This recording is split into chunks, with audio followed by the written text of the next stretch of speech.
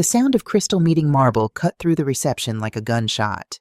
I felt the champagne flute slip from my trembling fingers and watched it explode into 1,000 glittering pieces across the polished floor.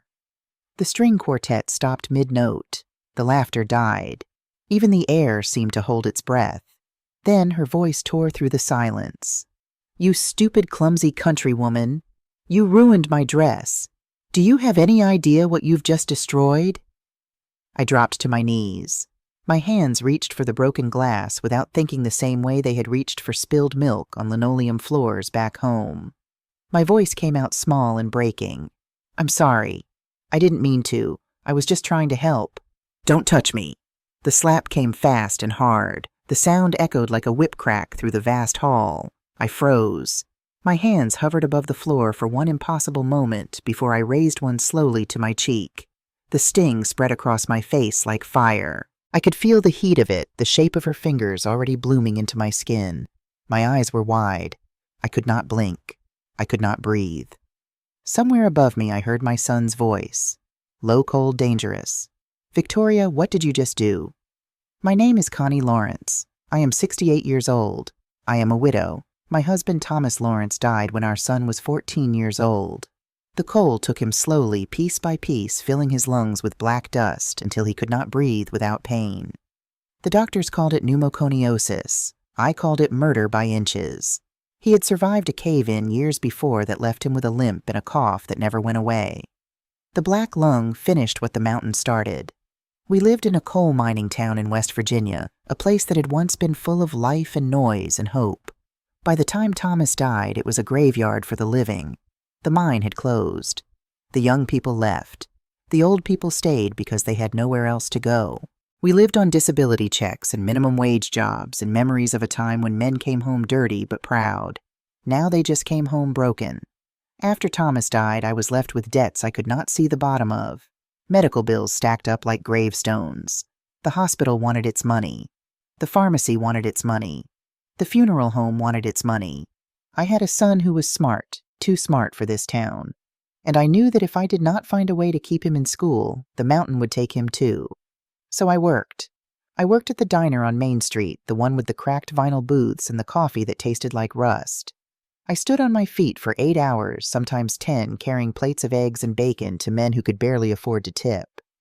My feet ached, my back ached, but I smiled and I poured the coffee, and I took the coins they left on the table, and I did not complain. When the diner closed, I drove to the next town over and cleaned houses for the families who still had money.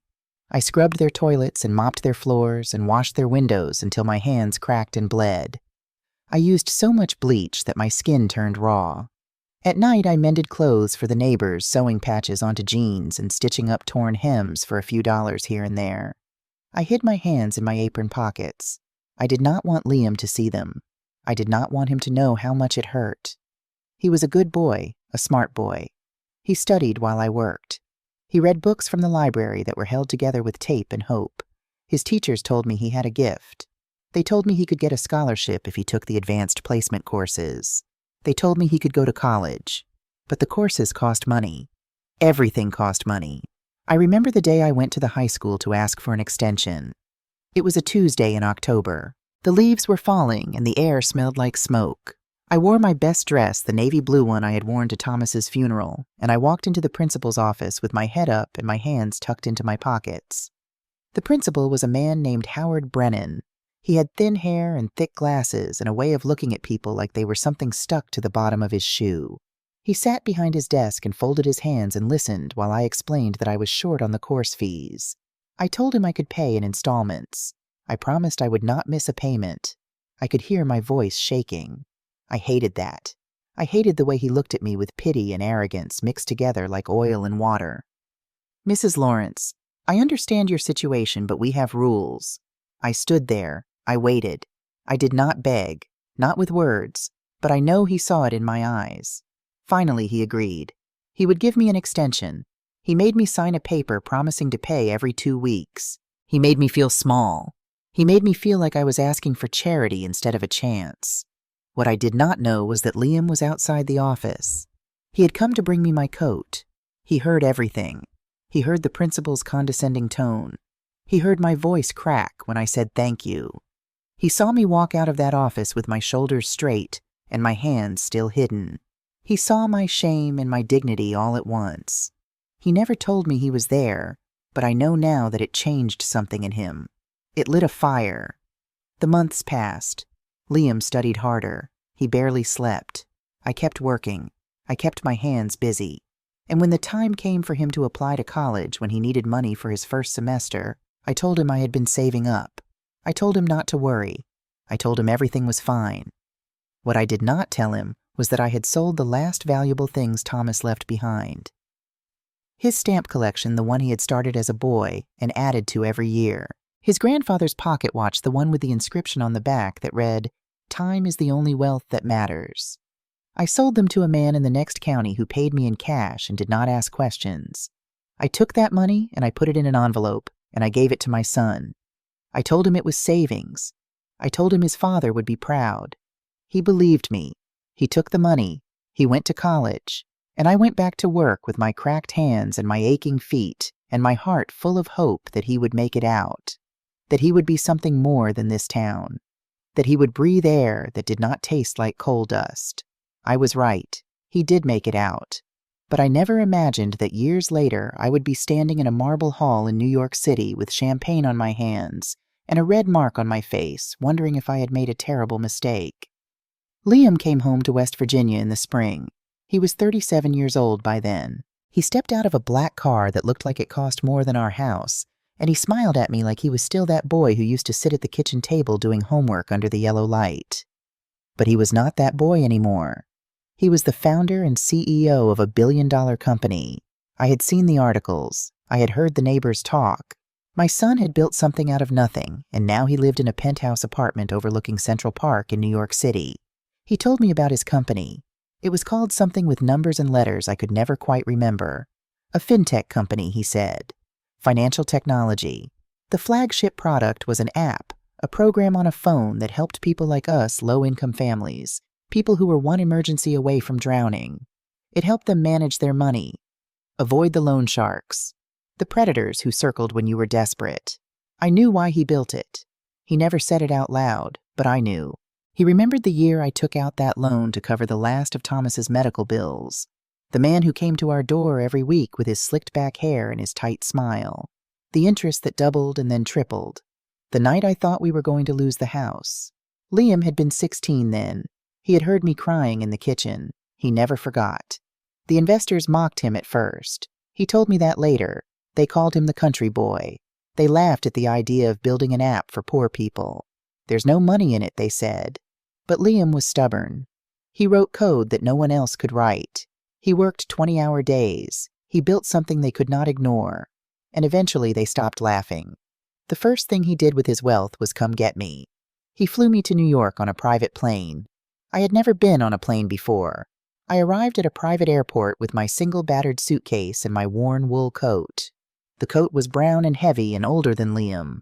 I stood there on the tarmac surrounded by glass and steel and polished concrete, and I felt like I had stepped into a dream that was not mine.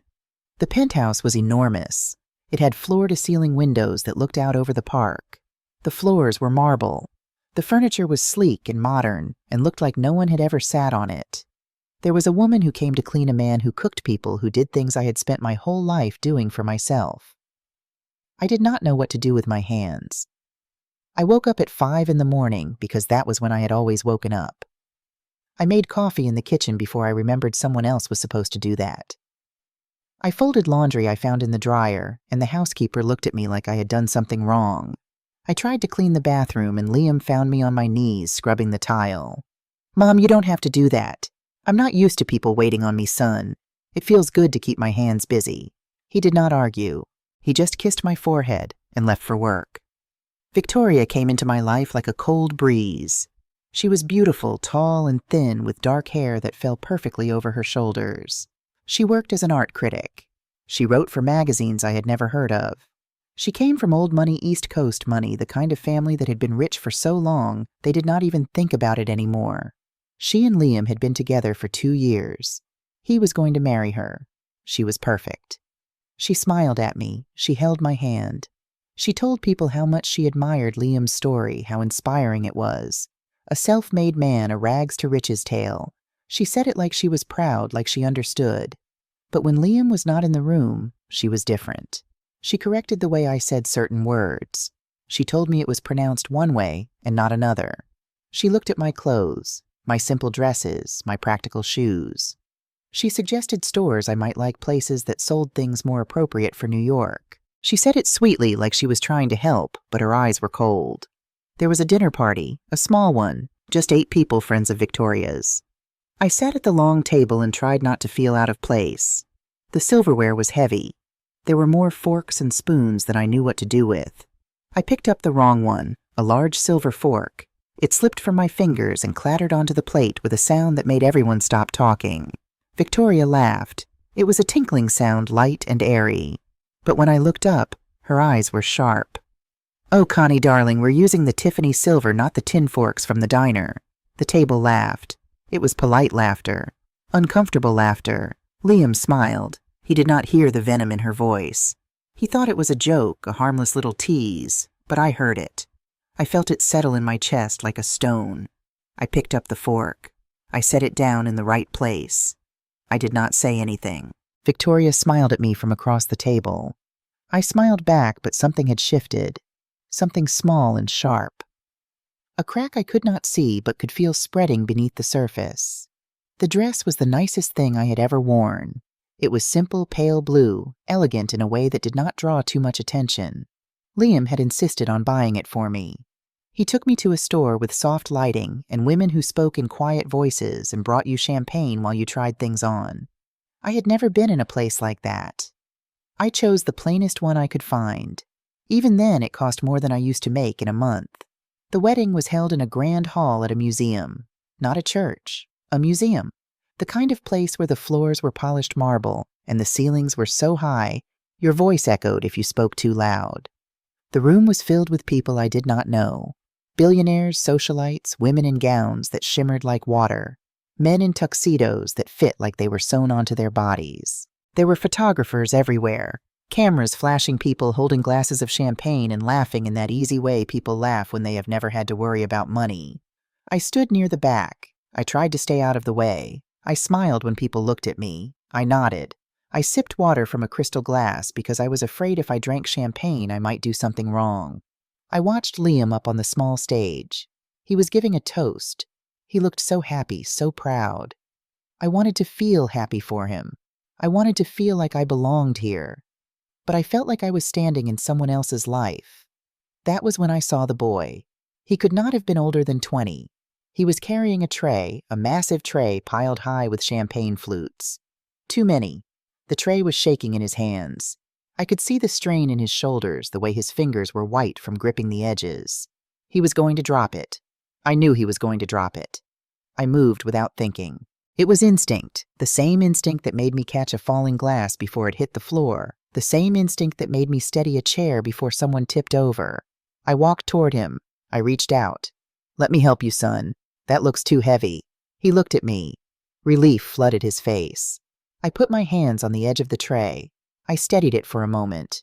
Everything was fine. And then I stepped back. My heel caught on the thick rug. I felt myself stumble. I tried to catch myself, but it was too late. The tray tipped. The glasses slid. And then they were falling, all of them, a dozen champagne flutes tumbling through the air in slow motion. They hit Victoria's dress. The champagne splashed across the white silk like a wave. It soaked into the fabric. It dripped onto the floor. I stared. I could not move. I could not breathe. The entire room went silent. Victoria looked down.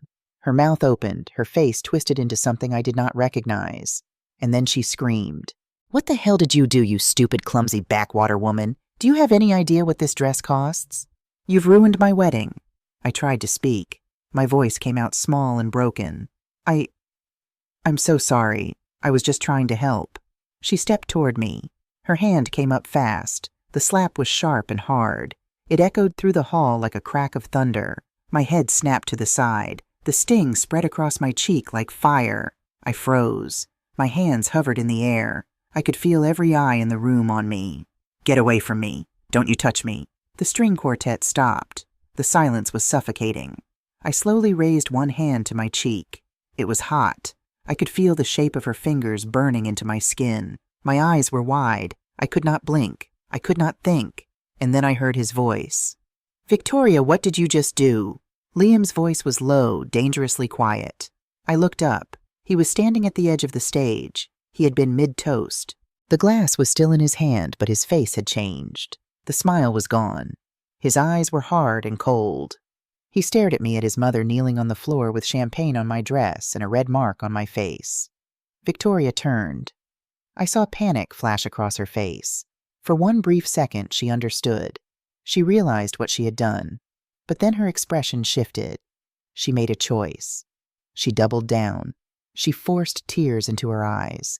She let out a hysterical sob. "Liam, she ruined my dress. My wedding.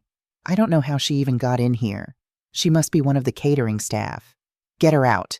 The lie hung in the air like smoke. I felt my chest tighten. She was pretending. Pretending she did not know me. Pretending I was no one, just some clumsy woman who wandered in off the street. Liam did not move. He stared at her.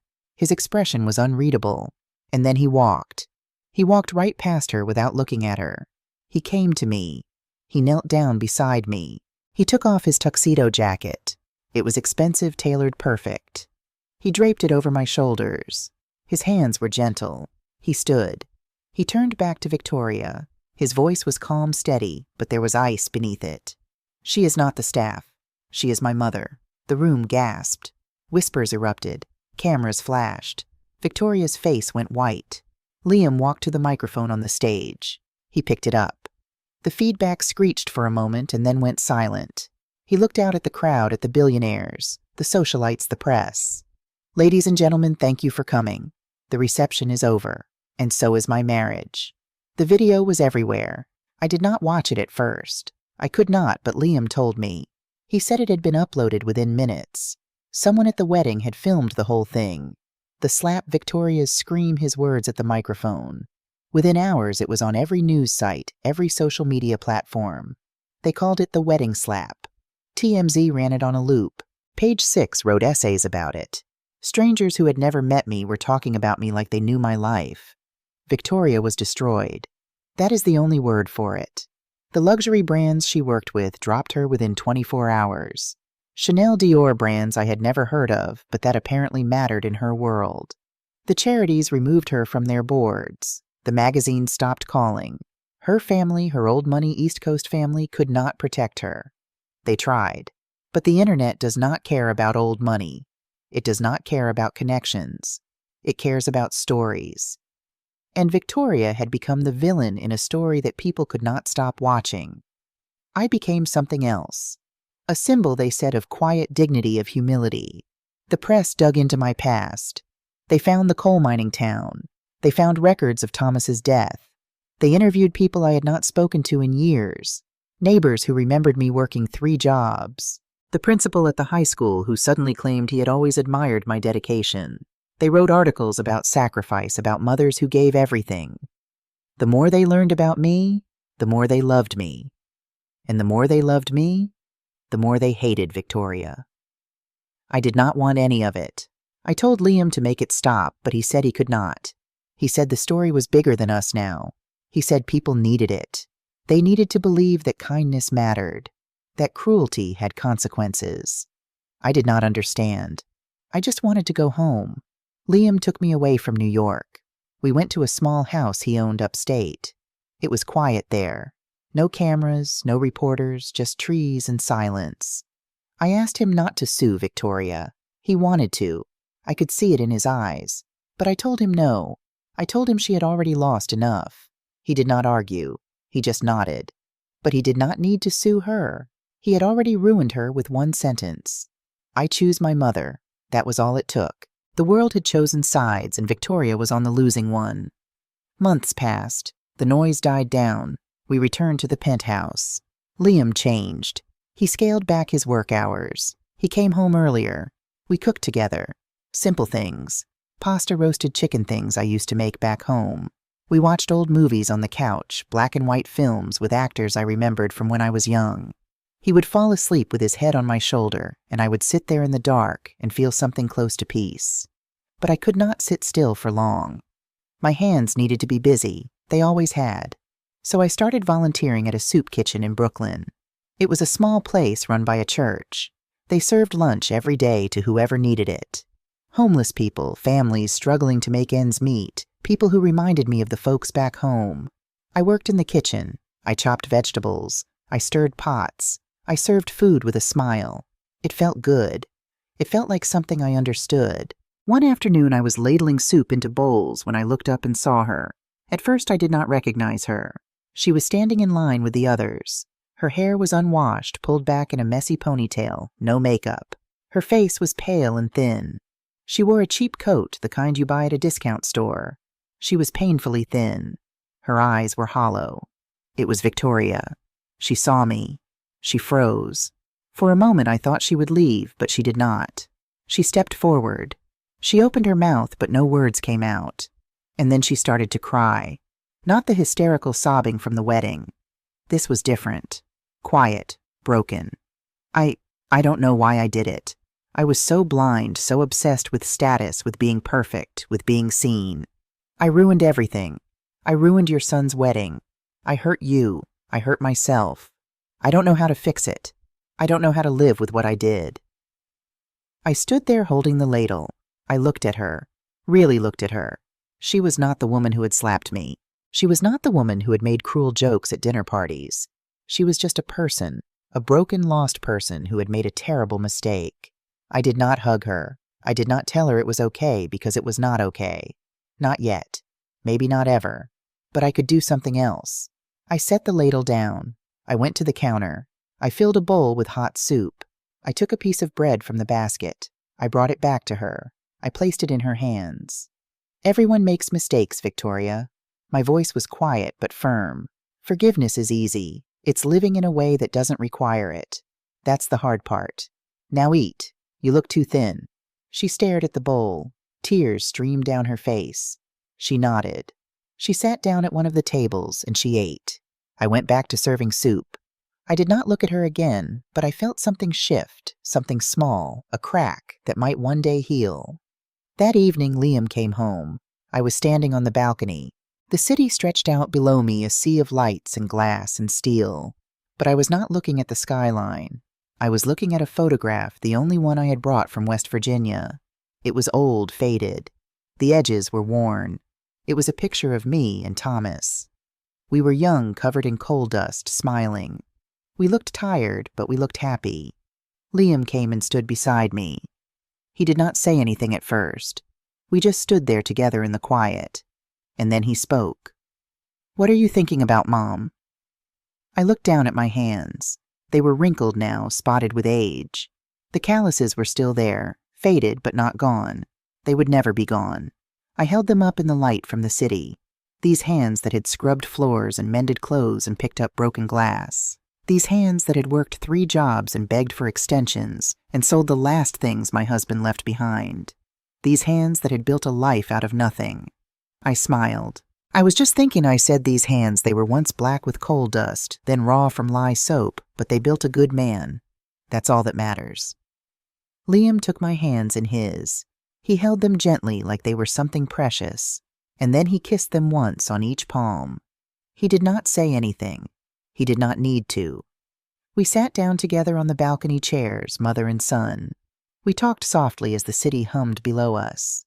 He thanked me for raising him, for teaching him things that money could not buy, for showing him what it meant to be kind, to be humble, to choose love over pride. I looked at my son, this brilliant, successful, good man, and I thought about all the years, all the sacrifices, all the pain, and I realized something. It was worth it. Every single moment. These hands had built something that would last longer than buildings or wealth or status. They had built a legacy. They had built love, and that was enough. The morning after the soup kitchen encounter, I found myself watching the sunrise from Liam's kitchen. The golden light spilled across marble countertops that cost more than my old house in West Virginia. 6 months had passed since the wedding disaster, yet sometimes I still felt the phantom sting of Victoria's hand against my cheek when I closed my eyes. The internet had never fully forgotten, but the constant barrage of headlines had finally begun to fade, replaced by newer scandals, fresher outrage. I poured coffee into a delicate porcelain cup, remembering how Victoria had appeared yesterday, hollowed out, humbled, a ghost of her former self. Nothing like the woman who had entered my life with perfect posture and calculated smiles. The memory of her standing in that soup-lined, shoulders hunched under a cheap polyester coat haunted me more than the slap ever could. My phone buzzed on the counter. Another message from a reporter wanting an exclusive. I had never responded to any of them, but they persisted anyway. Something about the story of the coal miner's widow and the socialite bride had captured the public's imagination. They called it a modern Cinderella story in reverse, the wicked stepmother-to-be getting her comeuppance at the hands of the humble mother who had sacrificed everything. The buzzing stopped, then started again immediately. This time it wasn't a reporter. It was Victoria. I hesitated, my finger hovering over the screen. She had never contacted me directly before. Her message was simple. "Thank you for yesterday. May I see you again?" I set the phone down without responding. Some wounds need more than 6 months to heal. Some never heal at all. I turned back to the window, watching the city wake up 50 floors below, remembering a different life where mornings smelled like coal dust and worry instead of designer coffee and privilege. The first time I met Victoria, Liam had brought her to dinner at a restaurant so expensive they didn't even print prices on the menu. She wore a black dress that looked simple until you noticed the perfect stitching, the impeccable drape of the fabric. Everything about her was like that, seemingly effortless until you looked closer and saw the calculated precision underneath. Her smile was bright and practiced as she extended her hand across the table. "It's so wonderful to finally meet you, Mrs. Lawrence. Liam talks about you constantly." Her handshake was firm, her skin soft in a way that only comes from regular treatments and expensive lotions. My own hands were rough against hers, the calluses and cracks visible even in the dim restaurant lighting. I saw her notice, saw the slight tightening around her eyes before she recovered her smile. But Liam was beaming beside her, his hand on her shoulder, pride radiating from him like heat. So I smiled back and pretended not to notice the way she subtly wiped her hand on her napkin afterward. For 2 years, I watched their relationship from a distance. Phone calls, video chats, occasional visits. Victoria was always polite when Liam was present, always attentive. She asked about my life in West Virginia, about Thomas, about raising Liam alone. But there was something performative in her interest, as if she were checking boxes on a list labeled, "Things Good Girlfriends Do." She never seemed to actually hear my answers. When Liam proposed and asked me to move to New York for the wedding preparations, I hesitated. My small house in West Virginia wasn't much, but it was mine. I had paid off the mortgage with the money Liam insisted on sending once his company took off. I had a routine there, neighbors who knew me, a life I had built from scratch. But I couldn't say no to my son, couldn't bear the thought of disappointing him. So I packed my life into 2 suitcases and left everything else behind. Victoria arranged for me to stay in the guest room of their penthouse. The room was bigger than my entire first floor back home, with a bathroom that gleamed with marble and chrome. The closet alone was the size of my kitchen. Everything was cream-colored and pristine, like a hotel room no one had ever actually lived in. The first crack in Victoria's carefully constructed facade appeared 3 weeks after my arrival. I had been in New York for almost a month, and the city still felt foreign to me, too loud, too fast, too indifferent. One morning I woke early out of habit and went to make coffee, only to find Victoria already in the kitchen, phone pressed to her ear, voice sharp with irritation. "Mother, I am not postponing anything. The invitations have already gone out. No, I cannot simply replace her in the photos. She's his mother, for God's sake." She didn't see me standing in the doorway, didn't notice as I quietly retreated back to my room. But I had heard enough. The conversation continued to play in my mind throughout the day, the contempt in her voice when she said his mother, revealing more than she had ever shown me directly. That afternoon, Victoria took me shopping. She had appointed herself my stylist for the wedding, determined to transform me into someone who would not embarrass her in the society pages. We went to stores where the salespeople looked through me until they realized I was with Victoria, at which point they became obsequiously attentive in a way that made my skin crawl. Victoria held up a navy blue dress with a complicated neckline, her head tilted critically. "This would be perfect for the rehearsal dinner. The color will complement your skin tone, and the cut will minimize your shoulders." I took the dress without comment, disappearing into a fitting room with ornate gold fixtures and lighting designed to flatter. The price tag dangled from one sleeve, $200. More than 3 months of my old salary at the diner. I slipped it on carefully, as if it might disintegrate in my hands. The fabric was smooth and cool against my skin, unlike anything I had ever worn. When I emerged, Victoria's eyes widened momentarily before she controlled her expression.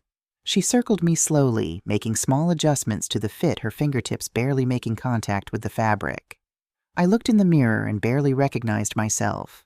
The dress was beautiful, but the woman wearing it seemed like a stranger, a woman playing dress-up in someone else's life. "It'll do," Victoria finally declared, her voice betraying a hint of surprise that I could look presentable. "We'll take it. And we'll need shoes, of course. And jewelry. Perhaps we should do something about your hair as well." I caught the saleswoman's eye in the mirror. She looked away quickly, but not before I saw the flash of pity. In that moment, something hardened inside me, a determination not to be made small by this woman and her world of $3,000 dresses and perfect hair. I had survived coal dust and crushing debt and midnight shifts. I had raised a son who now controlled more money than most people would see in a lifetime. I would not be pitied by anyone. I straightened my spine and met Victoria's gaze in the mirror. "It's a lovely dress. Thank you, Victoria. But I think I'll do my own hair." A flicker of something annoyance respect crossed her face before she smiled tightly and nodded. "Of course, whatever makes you comfortable." Over the next few weeks, the wedding preparations intensified. Victoria became increasingly tense, snapping at caterers and florists, obsessing over details that seemed inconsequential to me. The guest list grew to over 300 people, most of whom I had never met. Business associates, society, friends, fashion editors, even a few minor celebrities, all coming to witness my son's marriage to this woman who seemed to be unraveling under the pressure of perfection she had created for herself. One evening, I found her sitting alone in the dark living room, a glass of wine in her hand, staring out at the city lights. I hesitated in the doorway, unsure whether to disturb her when she spoke without turning around. He wasn't supposed to be like this, you know, like what I moved into the room, settling into an armchair across from her. So, good. Victoria took a long sip of her wine. Men with his kind of money, his kind of power, they're usually assholes. That's what I expected when I met him at that charity gala. Another tech bro with too much money and too little conscience. But he wasn't. He talked about you all night, about growing up in that coal town, about how you worked 3 jobs to put him through school. Her voice took on a mocking edge. "St. Liam raised by St. Connie." I said nothing, letting the silence stretch between us. Victoria refilled her glass, the wine sloshing dangerously close to the rim. "My mother thinks I'm settling," she continued, her words slightly slurred. "She keeps reminding me that new money doesn't last, that I should have chosen someone from our circle, someone who understands our world. She doesn't get that those men are all empty suits playing with daddy's money. At least Liam built something real." Her laugh was bitter hollow. "He doesn't need my family's connections or my mother's approval, and she hates that." "Why are you telling me this?" I finally asked. Victoria turned to look at me, then her eyes glassy with wine and unshed tears. "Because I need you to know I'm not just some gold digger. I actually love your son, even if I don't always know how to show it." 3 days later, she acted as if the conversation had never happened. She went back to correcting my pronunciation and suggesting improvements to my appearance, but something had shifted between us. A door had been cracked open, revealing a glimpse of the insecurity behind her perfect facade. I began to see her not just as the woman who looked down on my calloused hands, but as someone trapped in a prison of expectations, her family's, society's, and ultimately her own. The rehearsal dinner was held at an exclusive restaurant overlooking the Hudson River. The private room glowed with candlelight, crystal glasses, catching and refracting the light into tiny rainbows across the white tablecloths. I wore the navy dress Victoria had chosen, my hair styled simply but elegantly by a professional she had insisted on despite my protests. Liam kissed my cheek when I arrived, whispering that I looked beautiful. For a moment, I almost believed I belonged here. Victoria's parents arrived late, making an entrance that turned every head in the room. Elizabeth Hamilton was a slender woman in her 60s, with silver hair cut in a severe bob, and the kind of face that suggested she had been beautiful once and was determined not to surrender to time. Her husband Richard was tall and distinguished his bespoke suit and gold watch telegraphing old money and unquestioned authority. They moved through the room like royalty, accepting greetings with practiced graciousness that never quite reached their eyes. When they reached me, Elizabeth took both my hands in hers, her grip surprisingly strong, her diamond rings pressing into my skin. "Connie, at last. We've heard so much about you." Her smile was perfect, her voice warm, but her eyes were assessing, calculating. She was looking at me the way a person might examine a counterfeit bill, searching for the flaws that would confirm I wasn't genuine. Richard shook my hand firmly, his expression neutral, giving nothing away. I had the distinct impression that I was being tolerated rather than welcomed. Throughout dinner, Elizabeth dominated the conversation, steering it skillfully away from any mention of West Virginia or my past.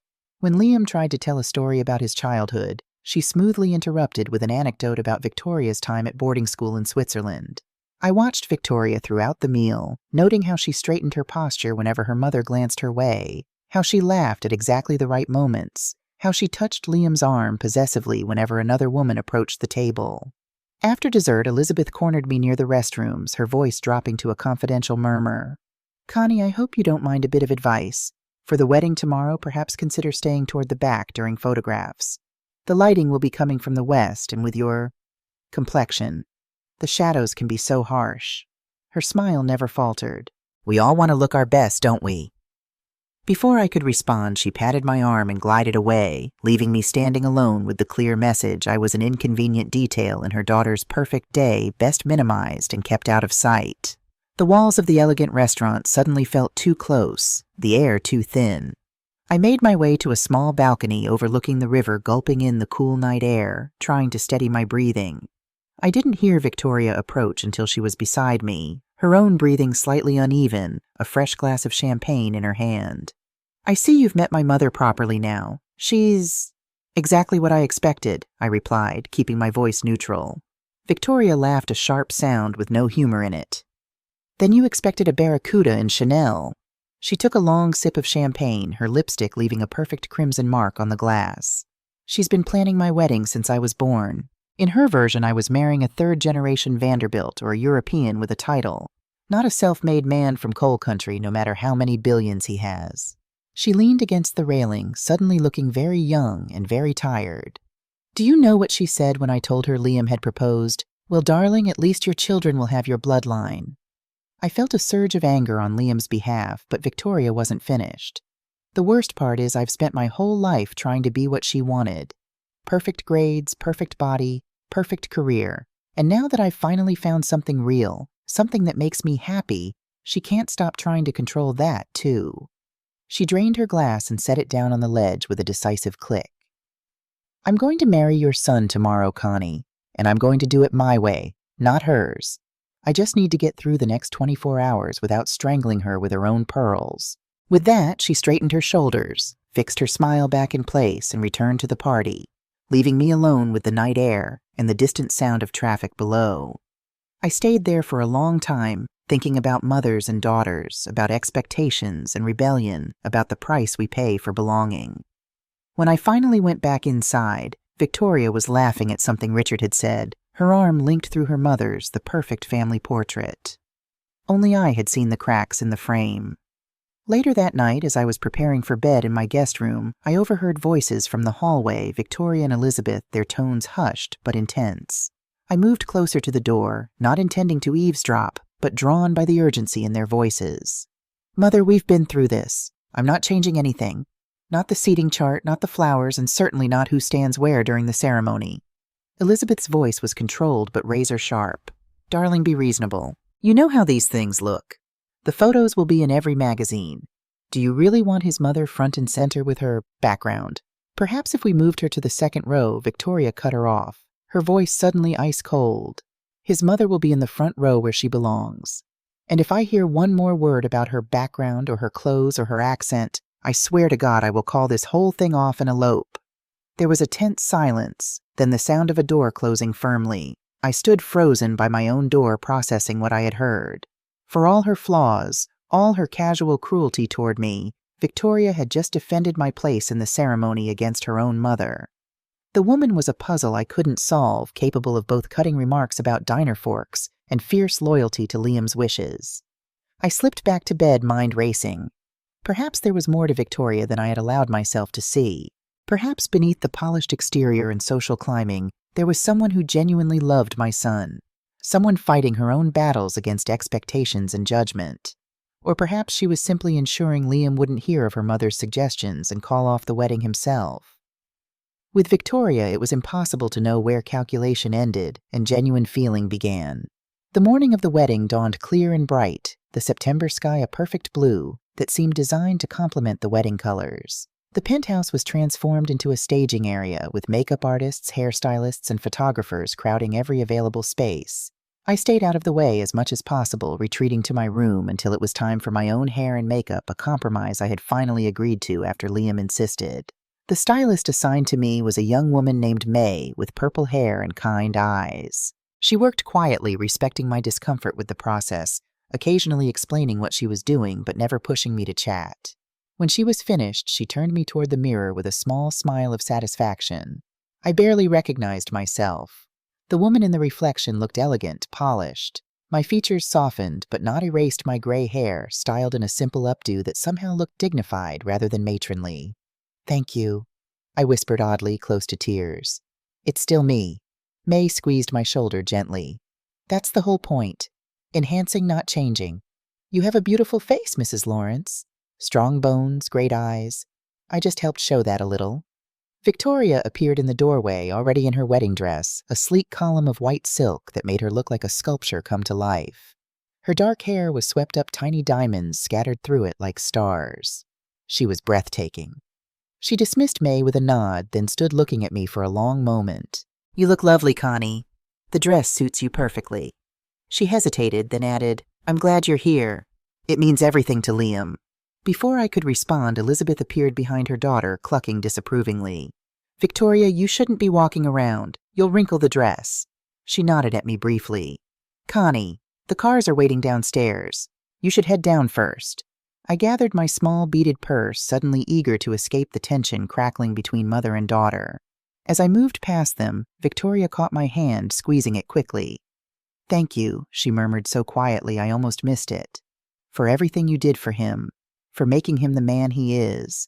The moment was so unexpected, so seemingly genuine that I could only nod before continuing to the elevator. Behind me, I heard Elizabeth's voice, sharp with disapproval. "Really, Victoria, such dramatics. Anyone would think you were going off to war instead of walking down the aisle." The museum was even more imposing in daylight, its classical facade gleaming in the sunshine. Inside, the grand hall had been transformed into a fairy tale setting, with towering arrangements of white flowers, delicate chair coverings, and a string quartet playing softly in the corner. The guests began to arrive, women in designer dresses and spectacular hats, men in morning suits all air-kissing and exclaiming over the venue. I was escorted to my seat in the front row by a young man in a perfectly tailored suit, who treated me with the deference usually reserved for visiting dignitaries. I saw Elizabeth notice this from across the room, saw her lips tighten in displeasure. She was seated directly opposite me, wearing a pale blue ensemble that probably cost more than my old house, her posture rigid with disapproval. The ceremony itself was a blur. Liam handsome and nervous at the altar. Victoria floating down the aisle on her father's arm, her face serene behind her veil. The minister's words about love and commitment and honor. The exchange of rings. The kiss that sealed their vows. Throughout it all, I felt a strange mixture of joy and loss, happy for my son's happiness, yet acutely aware that our relationship would never be quite the same again. At the reception, I was seated at the head table beside Liam, a placement that clearly irritated Elizabeth, who had expected to occupy that position of honor. Victoria was radiant, laughing and accepting congratulations, her hand rarely leaving Liam's arm. If she was aware of her mother's displeasure, she gave no sign of it. For a few hours, everything seemed perfect, the food exquisite, the music elegant, the speeches touching and humorous in all the right places. It was during the dancing that I first noticed the young server struggling with his tray. He couldn't have been more than 20, his face flushed with effort as he balanced the overloaded champagne flutes. No one else seemed to notice his distress, the wealthy guests too absorbed in their own conversations, the other staff too busy with their own tasks. I saw him wobble slightly as he navigated between two groups of chattering socialites. Without thinking, I rose from my seat and made my way toward him. My maternal instinct, the same one that had led me to catch falling objects and steady wobbly chairs throughout Liam's childhood, kicked in automatically.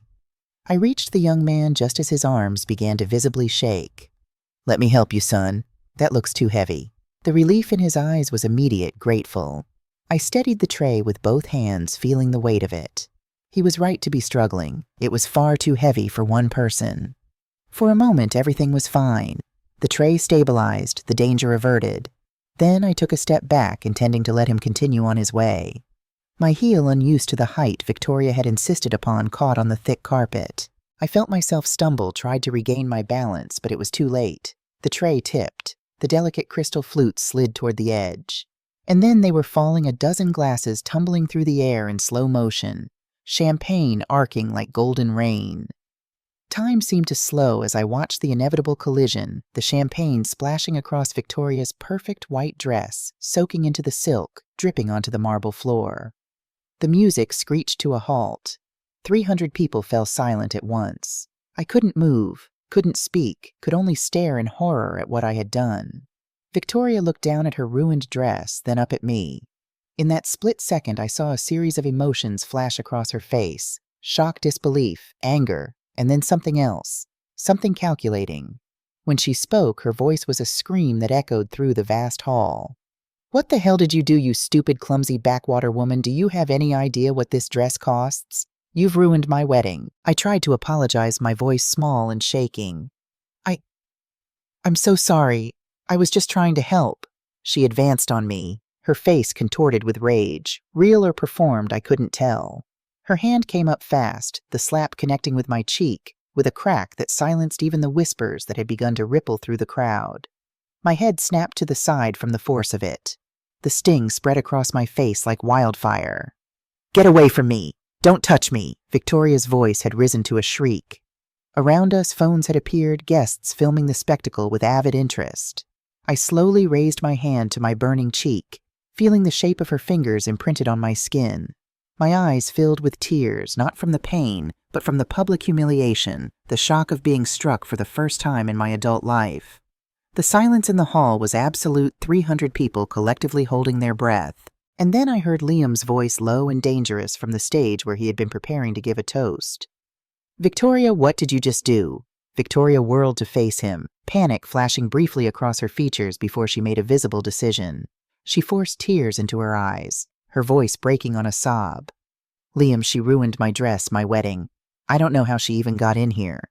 She must be one of the catering staff. Get her out." The lie hung in the air between us.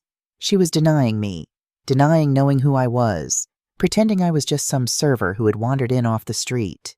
I felt my chest constrict with pain far sharper than the slap. After everything, the shopping trips, the dinners, the conversations, she was willing to erase me completely to save face. Liam stared at her for a long moment, his expression unreadable. Then, without a word, he walked past her as if she didn't exist. He came to me, knelt beside me where I had sunk to my knees on the floor. He removed his tuxedo jacket and gently placed it around my shoulders. His hands were steady, his touch gentle. He helped me to my feet, then turned to face Victoria. "She is not the staff." His voice was calm but carried to every corner of the silent hall. "She is my mother." Cameras flashed. Gasps rippled through the crowd. Victoria's face drained of all color as the implications of what she had done, what had been captured on dozens of phones, began to sink in. Liam walked back to the stage, picked up the microphone. The feedback whined briefly before settling. He surveyed the room, his gaze sweeping over the stunned guests, the photographers, the society reporters with their notebooks already out. "Ladies and gentlemen, thank you for coming. The reception is over." His eyes found Victoria standing alone in the center of the room, champagne still dripping from her ruined dress. "And so is my marriage." The second bowl of soup I placed in Victoria's hands was different from the first. This time her fingers didn't tremble when she accepted it. Her shoulders weren't hunched in defeat. 3 weeks had passed since her first appearance at the soup kitchen, and in that time something had begun to shift. Not forgiveness, that was too simple a word for the complicated emotions that swirled between us, but perhaps understanding. Perhaps a recognition that we were both more and less than the roles the world had assigned us. "You're getting better at this," I told her as she ladled the thick stew into a homeless man's bowl without spilling a drop. The first week she had been awkward, hesitant, clearly uncomfortable with the smells and sounds and desperate humanity of the place. Now her movements were becoming fluid, practiced.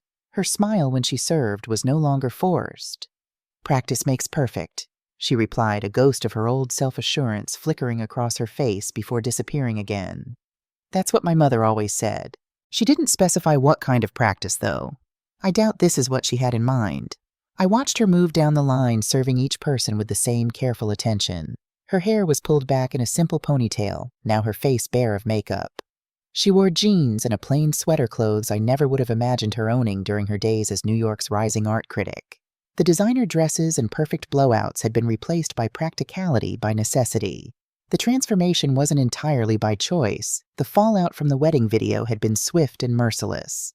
The tabloids had dubbed it the slap scene around the world. Within hours of the reception, the video had gone viral, spreading across social media platforms with the uncontrollable speed of wildfire. Victoria's name became synonymous with entitlement and cruelty.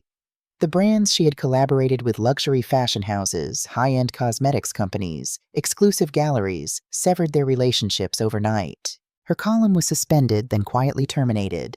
Her social circle evaporated. Even her parents retreated to their estate in Connecticut, issuing a terse statement about taking time for family reflection. Victoria had been erased from the glittering world she had occupied her entire life. But it was her own actions in the aftermath that surprised me most. She didn't fight, didn't hire a crisis PR team or release tearful apologies or check into rehab for exhaustion. Instead, she disappeared. The penthouse she had shared with Liam was emptied of her belongings in a single day while he was at the office. She left no note, no explanation. She simply vanished. Until the day she appeared in my soup line. She hadn't come looking for me specifically, she admitted later. She had been volunteering at shelters and kitchens across the city, searching for something. Redemption, purpose, escape, she wasn't sure what. Finding me had been coincidence or fate, depending on how you looked at it. Either way, it had cracked open something in her that had been sealed shut for a long time. That evening, as we cleaned up after the last guests had left, she asked about Liam for the first time.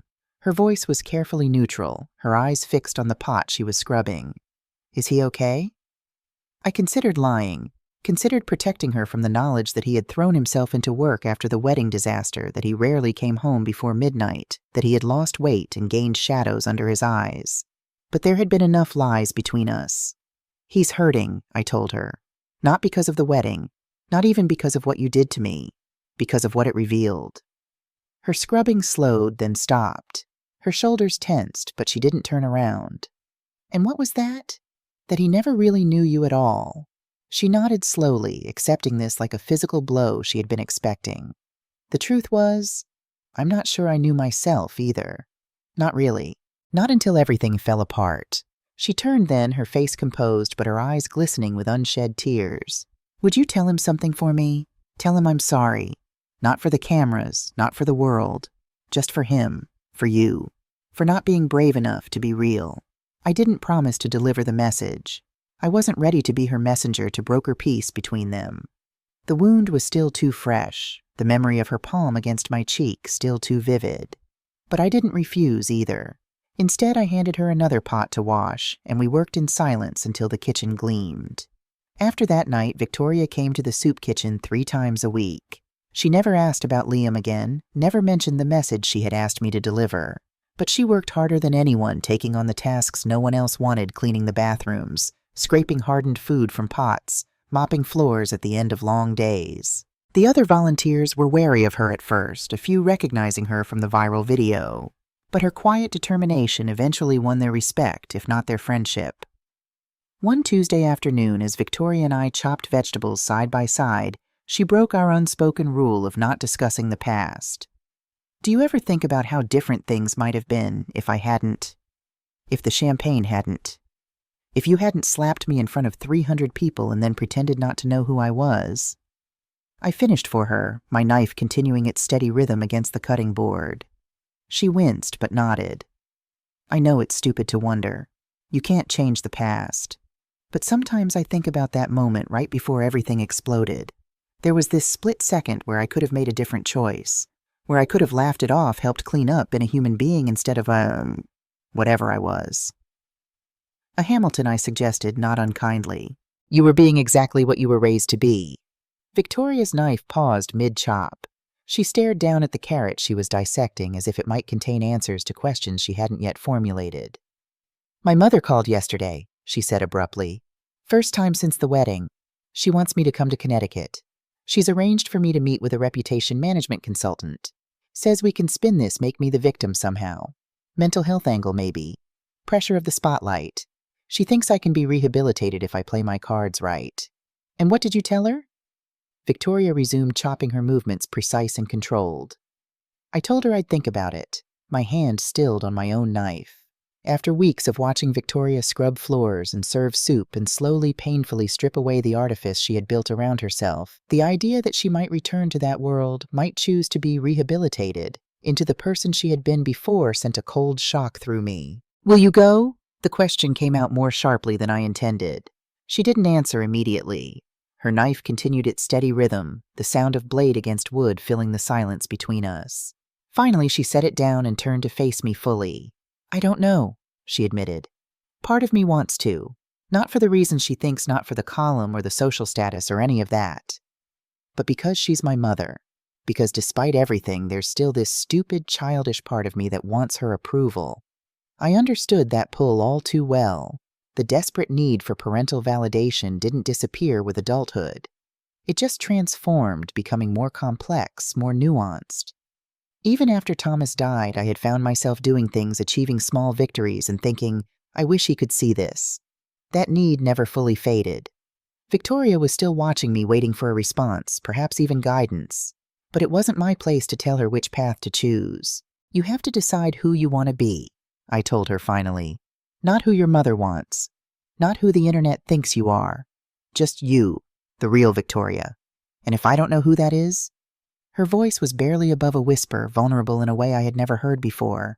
Then you keep searching until you find out.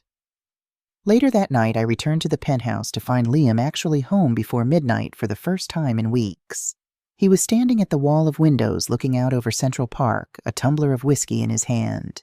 The amber liquid caught the city lights, glowing like trapped fire. He didn't turn when I entered, but his shoulders tensed slightly, acknowledging my presence. I saw Victoria today. I watched his reflection in the glass, saw the minute flinch, the tightening around his eyes. The only outward signs that my words had landed like stones in still water, sending ripples through his careful composure.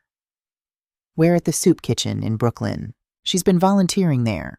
For weeks now.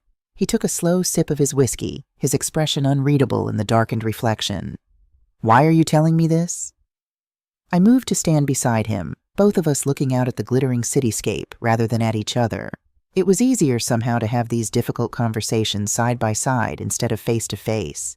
Because she's changed. Or she's trying to. And I thought you should know. A harsh sound escaped him, not quite a laugh. People don't change, Mom. Not really. They just get better at hiding who they really are. The bitterness in his voice surprised me. My son had always been the optimist between us, the one who believed in second chances and the fundamental goodness of people. It hurt to hear that hope calcified into cynicism. Sometimes people aren't hiding who they are, I countered gently. Sometimes they're discovering it for the first time. Liam turned then, his face shadowed in the half-light of the penthouse. He looked older than his 37 years, in that moment the weight of disillusionment aging him beyond his time. She had me completely fooled. 2 years and I never saw it coming. What does that say about my judgment, about me?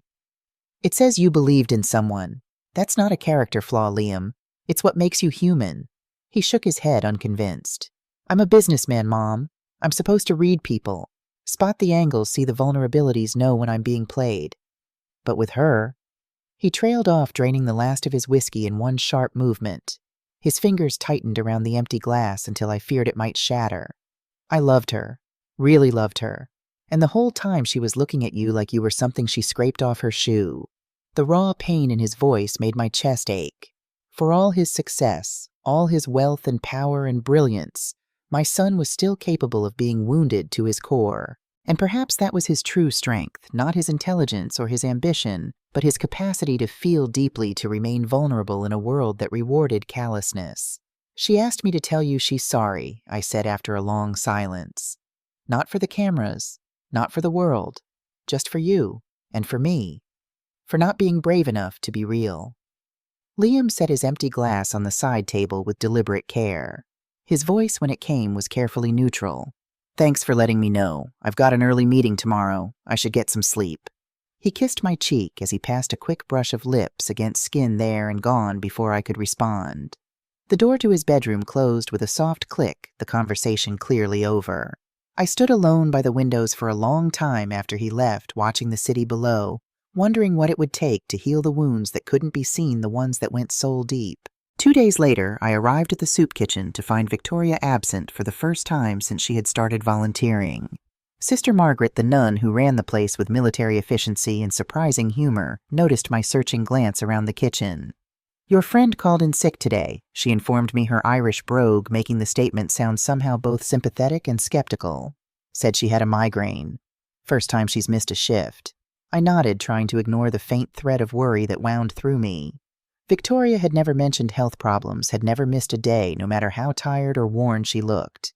A migraine was plausible, of course, but so was the possibility that she had made her choice, that she had gone to Connecticut to her mother, to the consultant who would help rebuild her public image and erase the months of quiet atonement. I threw myself into work with more vigor than usual, as if physical labor could drown out the voice in my head that whispered I had been foolish to believe in Victoria's transformation.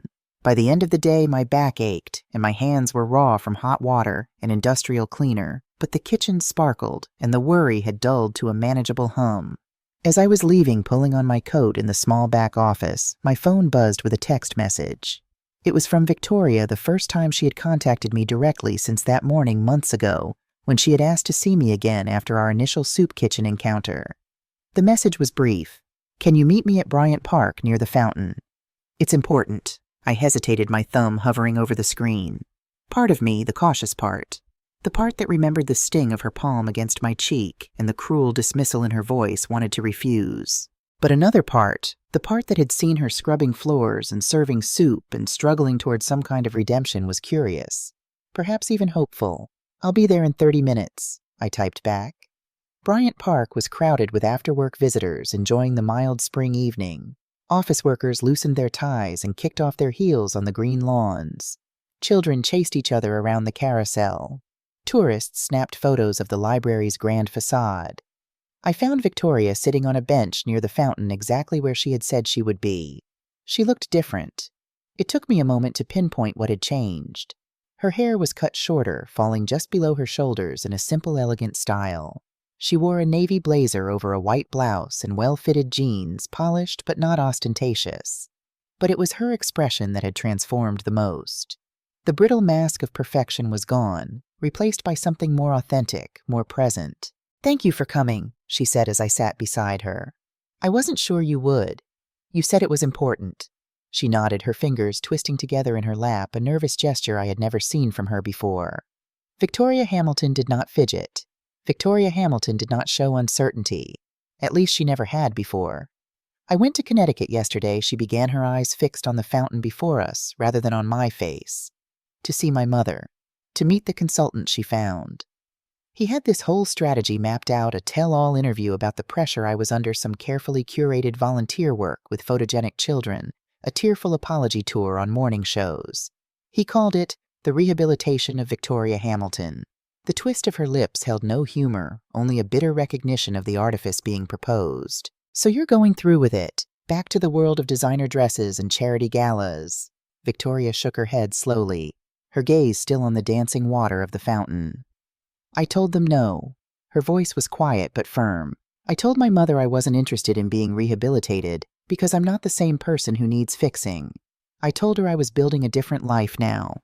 A real one." She turned to face me, then her eyes clear and direct. "I've been offered a job. Assistant director at a new arts program for at-risk youth in the Bronx. The pay is terrible. The hours are worse, and my mother nearly had a stroke when I told her.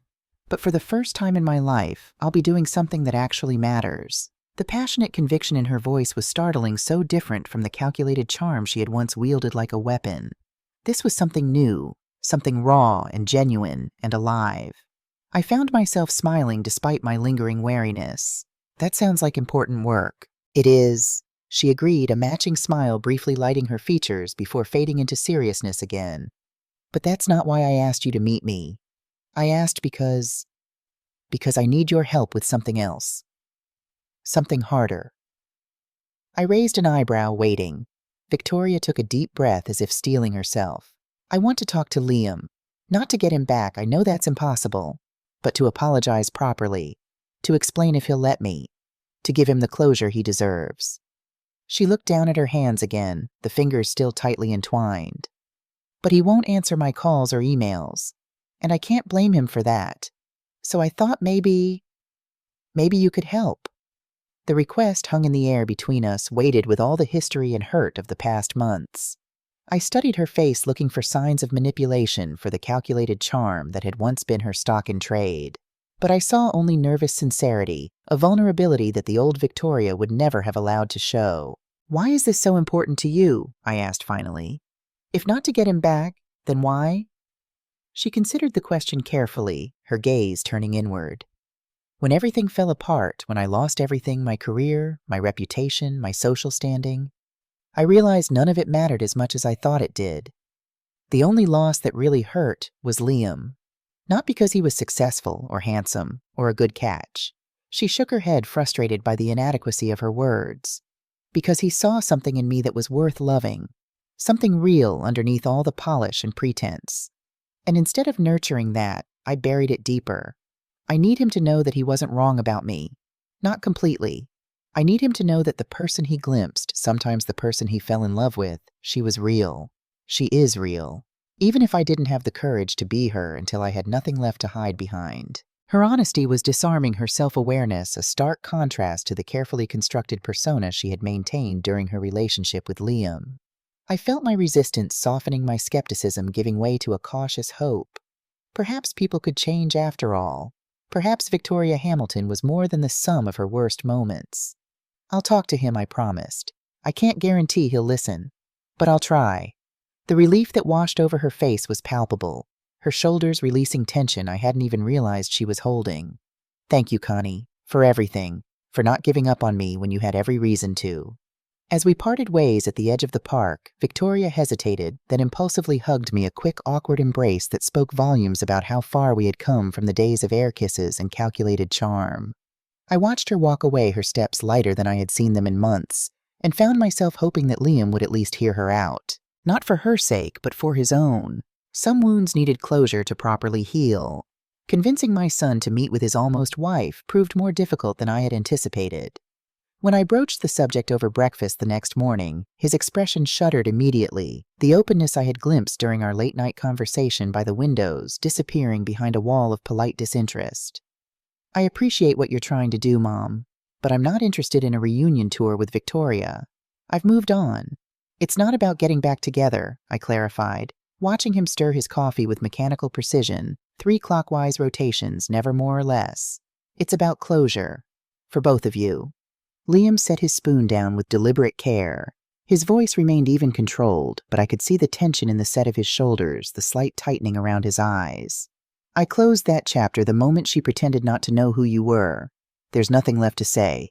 I considered dropping the subject. Liam was a grown man capable of making his own decisions about his relationships. If he didn't want to see Victoria again, that was his right. But something stopped me. The memory of Victoria's face in the park, the genuine regret in her eyes, the way she had spoken about the person Liam had seen in her, the real person beneath the polish.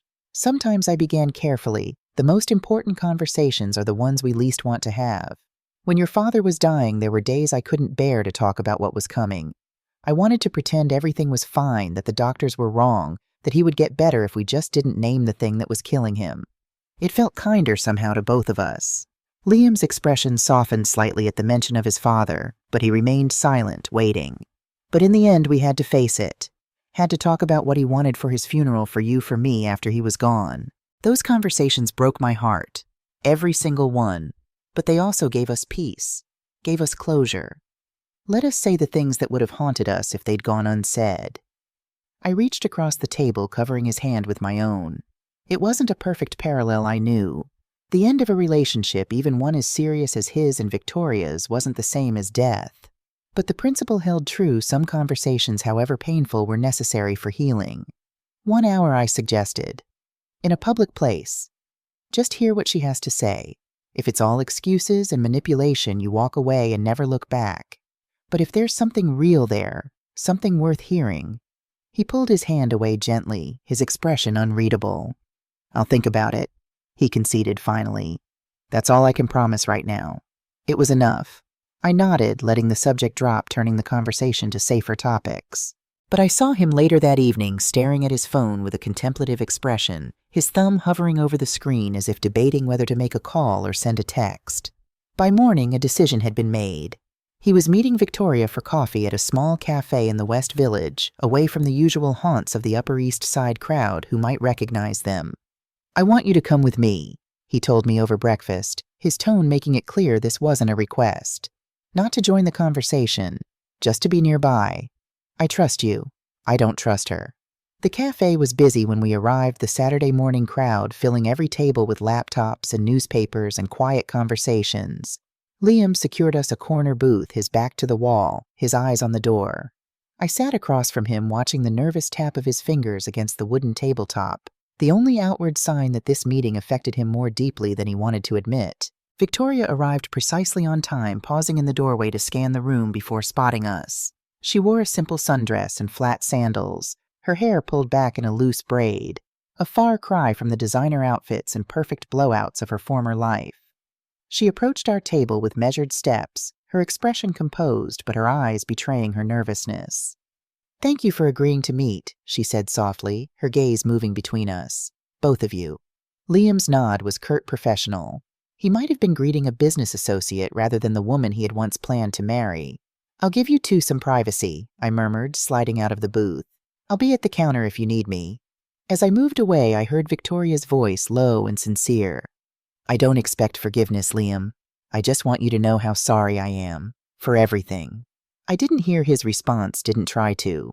This conversation wasn't meant for my ears. I found a seat at this counter, ordered a cup of tea, and settled in to wait. From my vantage point, I could see them, but not hear them, could watch the animation of Victoria's hands as she spoke, the rigid set of Liam's shoulders gradually relaxing as the minutes passed. Their conversation lasted longer than the hour he had promised, stretching to 90 minutes, then 2 hours. When they finally rose to leave, their expressions were somber, but not tense. Not the faces of people who had argued or reopened old wounds, but of two individuals who had reached some kind of understanding. They walked together to the door, not touching, but moving in unconscious synchronicity. I followed at a respectful distance, giving them space for final words on the sidewalk outside. "I'll think about what you said," Liam told her, his voice carrying in the morning air. "About the program. It's the kind of initiative my foundation would be interested in supporting." Victoria smiled a small, genuine smile without the dazzling perfection of her social media photos. "That would mean a lot to the kids, to all of us. But only if you're doing it for the right reasons, not because of us, our history." He nodded, his expression thoughtful. "For the kids, for the program, nothing more." They parted with an awkward handshake that turned at the last moment into a brief, hesitant hug. Victoria walked away, first heading toward the subway, her stride purposeful. Liam watched her go for a moment before turning to me, his face carefully neutral. "She's different," he admitted as we began walking in the opposite direction. Or maybe this is who she always was, underneath all the polish and performance. Hard to tell. "What did you talk about?" For 2 hours I couldn't contain my curiosity. Liam's mouth quirked in what might have been the ghost of a smile. Not us. Not much anyway. Mostly her new job. This arts program she's helping build from the ground up. She's passionate about it. In a way I never saw when she was reviewing high-end galleries or writing about the latest installations at the Met. We walked in silence for a while, the sounds of the city washing around us. Car horns, snippets of conversation, the distant wail of a siren. Finally Liam spoke again, his voice so quiet I had to strain to hear him above the urban symphony. "I don't love her anymore. Not the way I did. Too much has happened. But I think I might be able to respect this version of her. The real Victoria. Whoever she turns out to be." It wasn't forgiveness exactly, not reconciliation, but it was a beginning, an acknowledgement that people could change, could grow, could become more than the sum of their mistakes. For Liam, who had been so hurt, so betrayed, it represented a significant shift, a willingness to see beyond the pain to the possibility of redemption. That evening, as the city lights began to twinkle against the darkening sky, I stood on the balcony of the penthouse looking out over Central Park. The verdant expanse stretched below me like a green island in a sea of concrete and glass, A reminder that even in the most artificial of landscapes, nature found a way to persist, to thrive. I thought about Victoria and her journey from polished socialite to soup kitchen volunteer to youth program director. I thought about Liam and his cautious reopening to the possibility that people could surprise you in good ways as well as bad. I thought about myself, the coal miner's widow, who now stood 50 floors above Manhattan, witnessing transformations I never could have imagined back in West Virginia. My phone buzzed with a text from Victoria. "Thank you for everything." The meeting with Liam went better than I expected. I know we have a long way to go, but it's a start. I typed back a simple acknowledgement, one day at a time. Her response came quickly. "That's all any of us have, isn't it? One day at a time." The wisdom in those words struck me as profound in its simplicity. One day at a time. It was how I had survived Thomas's death, how I had raised Liam alone, how I had built a life from the ashes of my old one. It was how Victoria was rebuilding herself, now stripped of the trappings of wealth and status that had defined her for so long. It was how all of us moved forward, ultimately not in grand sweeping gestures, but in daily choices to be better, to do better, to love better than we had the day before. Liam joined me on the balcony, 2 glasses of wine in hand. He passed one to me, then clinked his against it gently. To new beginnings, he offered his eyes reflecting the city lights. To new beginnings, I echoed, taking a sip of the rich red wine. And to old wisdom. He raised an eyebrow questioningly.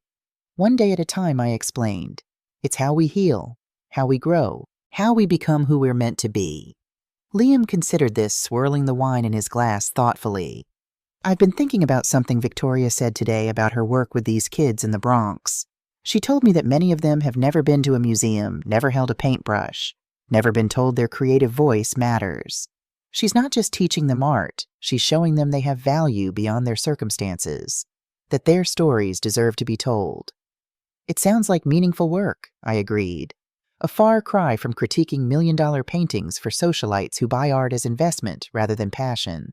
That's just it, Liam continued, his eyes taking on the intense focus they always did when he was working through a complex problem. When I first met Victoria, she was so passionate about democratizing art, about breaking down the barriers between high culture and ordinary people. Somewhere along the way, she got swallowed by the very world she had once wanted to transform. She became the gatekeeper instead of the one opening the gates. I thought about Victoria in her designer dresses and perfect makeup, moving through exclusive gallery openings with practiced charm, passing judgment on which artists deserved attention and which did not. And then I thought about Victoria in jeans and a simple blouse, teaching teenagers from the projects how to express themselves through paint and clay and digital media. The contrast was stark, illuminating. Sometimes we have to lose our way to find our true path, I suggested. Sometimes the detour is part of the journey. Liam's smile was thoughtful, tinged with a complexity of emotion I couldn't fully decipher. You've always had a way of cutting through the noise, Mom, of seeing the heart of things. He took another sip of his wine, then added quietly, I'm glad you're here. Not just in New York. Here with me through all of this. The simple sincerity of his words warmed me more than the wine ever could. This brilliant, successful man who controlled financial empires and revolutionized industries still valued his mother's presence, her perspective. Still needed her in ways that transcended practical considerations. Where else would I be? I asked him, reaching out to squeeze his hand briefly. You're my son, my heart walking around outside my body. That doesn't change with time or distance or circumstance. We stood together in comfortable silence, watching the city below, each lost in our own thoughts, yet connected by the invisible threads of family, of history, of love that had weathered storms and emerged stronger. After a while, Liam spoke again, his voice contemplative. I've been thinking about expanding the Foundation's work, moving beyond financial literacy into cultural accessibility, arts education in underserved communities, the kind of work Victoria is doing but on a larger scale. He glanced at me sideways, gauging my reaction. Not because of her, because it matters. Because creativity and self-expression shouldn't be luxury goods available only to those who can afford them. It sounds like important work, I echoed his earlier words about Victoria's job, noting the parallel with a small smile. And it sounds like you. He looked surprised by this assessment.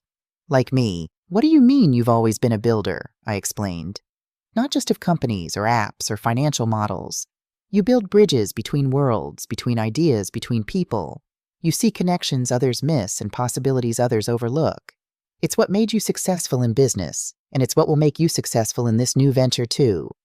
A slow smile spread across his face, genuine and unguarded in a way I hadn't seen since before the wedding disaster. Maybe we're not so different after all, Victoria and I, both trying to find our way back to the people we were meant to be before the world got in the way. The observation was surprisingly insightful, free from bitterness or recrimination. Perhaps that was the most hopeful sign of all, that Liam could see Victoria as a fellow traveler on a difficult journey, rather than simply as the woman who had hurt him and betrayed his trust. Not forgiveness exactly, but understanding, empathy, the first tentative steps toward healing. 2 weeks later, I stood in the back of a converted warehouse in the South Bronx, watching as Victoria guided a group of teenagers through the final preparations for their first art exhibition. The space had been transformed from an industrial shell into a vibrant gallery, the walls covered with paintings, photographs, sculptures, and digital installations, all created by young people who, as Victoria had told Liam, had never before been told their creative voices mattered. The pride on Victoria's face as she helped a young girl adjust the lighting on her photograph, a striking black and white image of her grandmother's hands, was genuine and unforced. This was not the calculated charm of her socialite days, not the performance of caring meant to impress observers. This was real investment in another person's success, real joy in witnessing their growth. Liam arrived shortly before the exhibition was scheduled to open a folder of papers tucked under his arm. He surveyed the space with an appraising eye before spotting me in my corner. He made his way through the bustling preparations to stand beside me, his expression thoughtful. "She's good at this," he observed, watching as Victoria knelt beside a nervous-looking boy adjusting his tie and speaking words of encouragement that made him stand a little taller. Different from the gallery openings uptown. Less air kisses, more actual human connection. I nodded, noting the absence of judgment in his tone. He was simply stating a fact, not drawing comparisons between the old Victoria and the new one. "What's in the folder?" I asked, nodding toward the papers he still clutched. "Foundation grant paperwork. Board approved it yesterday. Full funding for the program for 3 years with an option to renew based on outcomes." His voice was professionally neutral, but I could detect the undertone of satisfaction. "She doesn't know yet. I wanted to surprise her tonight." "That's generous," I said, carefully studying his face for signs of ulterior motives. "Are you sure this is just about the program?" Liam's smile was small but genuine. "It's about the kids, about the work. Victoria just happens to be the right person to lead it. That's all." He hesitated, then added, "I'm not looking backward, Mom. Neither is she. But maybe we're both moving forward in the same direction, at least for a while." It was a measured response, cautious yet optimistic. Not a romantic reconciliation, but a professional collaboration built on shared values and mutual respect. Perhaps in time it might evolve into friendship. Perhaps not. Either way, it represented growth for both of them, a willingness to see beyond past hurts to present possibilities. The exhibition opening was a success by any measure. The warehouse filled with people, not the usual gallery crowd in designer clothes and expensive jewelry, but a diverse gathering of family members, community leaders, fellow students, and yes, a few well-heeled donors Liam had invited. The young artists moved through the space with growing confidence, explaining their work, accepting compliments, experiencing perhaps for the first time the validation of having their voices heard and their perspectives valued. Near the end of the evening, I found myself standing before a small clay sculpture created by a 14-year-old girl named Marisol. It depicted 2 hands, one aged and weathered, one young and smooth, intertwined in a gesture of support and connection. The craftsmanship was rudimentary, the proportions slightly off, but the emotion conveyed was powerful in its simplicity. The title card beside it read, "Grandmother's Hands, the Strength That Built Me." I felt a presence beside me and turned to find Victoria, her eyes also fixed on the sculpture. "Beautiful, isn't it?" she murmured. Marisol made it for her grandmother, who raised her after her mother died. She told me the older hands are rough because they've worked so hard for so long, but they're still strong enough to hold up the younger ones. The parallel to my own story to my relationship with Liam was unmistakable. I wondered if Victoria had made the connection as well, if that was why she had joined me before this particular piece. "There are hands that build empires," Victoria said softly, still gazing at the sculpture. "And there are hands that build souls. The world celebrates the first and forgets the second. But these kids know the difference. They understand what really matters. The insight surprised me, not just the wisdom of it, but the fact that it came from Victoria, who had once been so firmly embedded in a world that valued status and appearance above substance and character. She had changed, truly changed, in ways that went beyond surface adjustments or strategic reinvention. She had found something real within herself, something worth nurturing and sharing. As I watched her move away to speak with another group of visitors, I caught Liam's eye across the room. He had been observing our interaction, his expression contemplative. When our gazes met, he offered a small nod acknowledgement appreciation. Perhaps even a tentative approval of the woman Victoria was becoming. Not his wife, not his partner, but someone worthy of respect. Someone real. Later that night, as Liam and I rode the elevator up to the penthouse, a comfortable silence settled between us. The exhibition had been emotional in unexpected ways, stirring memories and reflections neither of us had anticipated. When we reached our floor, Liam hesitated before stepping out his hand holding the elevator door open. "You were right, Mom," he admitted quietly. "About Victoria. About giving her a chance to explain. About there being something real beneath all the polish and pretense. I still can't go back to what we were. Too much has changed. But I'm glad I know the truth. Glad I saw who she's becoming. It helps." The simple acknowledgement warmed me more than he could know. Not because I needed to be right, but because it represented growth, his willingness to revise his understanding of someone who had hurt him deeply, to see beyond the pain, to the complex humanity beneath. It was a kind of wisdom that couldn't be taught, only learned through living, through loving, through losing, and finding your way forward again. As we stepped into the penthouse, the city lights spread out below us like fallen stars. I thought about the journey that had brought us here from a coal mining town in West Virginia, to a Manhattan penthouse, from poverty to unimaginable wealth, from bitter disappointment to cautious hope. None of it had been easy. All of it had been necessary. I looked down at my hands, wrinkled now, and spotted with age the calluses of a lifetime of work, faded but still visible. These hands had scrubbed floors and mended clothes and buried a husband. These hands had held a frightened child through nightmares and a grieving teenager through rage.